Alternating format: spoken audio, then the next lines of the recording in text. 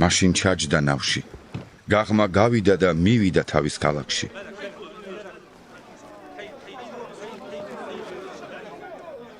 აჰა, მიუყვანეს მას ლოგინად ჩავარდნილი დავრდომილი, იესო მიხილა რა მათი რწმენა უთხრა დავრდომილს. გამაგრდი შვილო, მოგეტევა შენი ცოდვები. ზოგიერთმა მწიგნობარმა თავისთვის თქვა. ეს კაცი გმობს.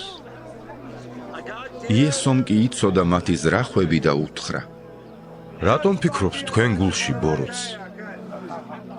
რა უფრო ადვილია თქმა შენი ცოდვები მოგეტევა თუ თქმა ადექი და გაიარე? ხოლო რათა იცოდეთ რომ კაცის ძეს დედამიწაზე აქვს ცოდვების მიტევების ხელმწიფება, ასე უთხრა დავრდომილს. ადექი აიღე შენი საწოლი და წადი შენ სახლში.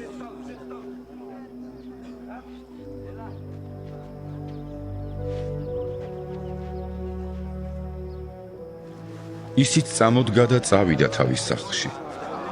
ამის შემყურე ხალხს უკვირდა და ადიდებდა ღმერთს, რომელმაც ასეთი ხელმწიფება მისცა ადამიანებს.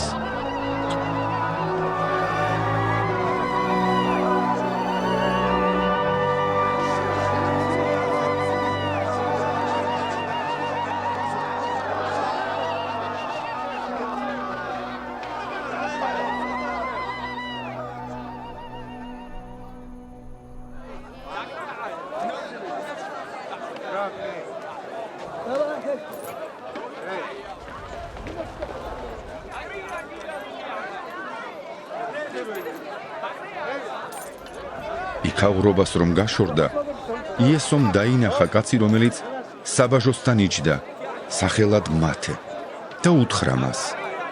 გამომყევი.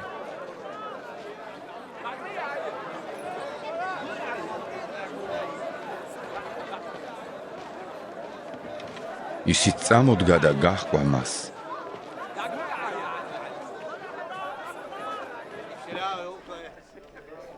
მოხდა ისე, რომ როცა ის სუფრასთან იჯდა სახლში, მრავალი მებაჟე და ცოდვილი მოვიდა და ჩამოჯდა იესოს და მისი მოწაფეების გვერდით. ეს რომ ფარისევლებმა დაინახეს, უთხრეს მის მოწაფეებს. რატომ ჭამს და სვამს თქვენი მოძღვარი მებაჟეებთან და ცოდვილებთან ერთად? ხოლო მან გაიგონა ეს და უთხრა მათ. კურნალი ჯამთელებს კი არა, სნეულებს სჭირდებათ.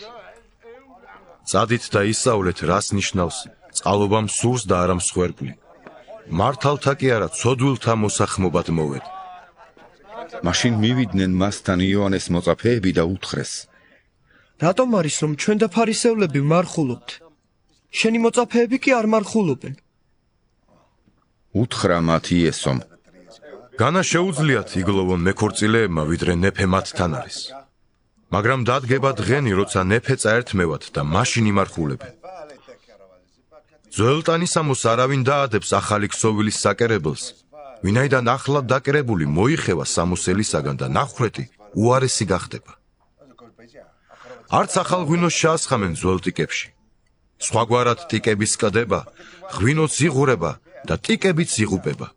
არამედ ახალ ღვინოს ახალ ტიკებში ასხამენ და ორივე ინახება.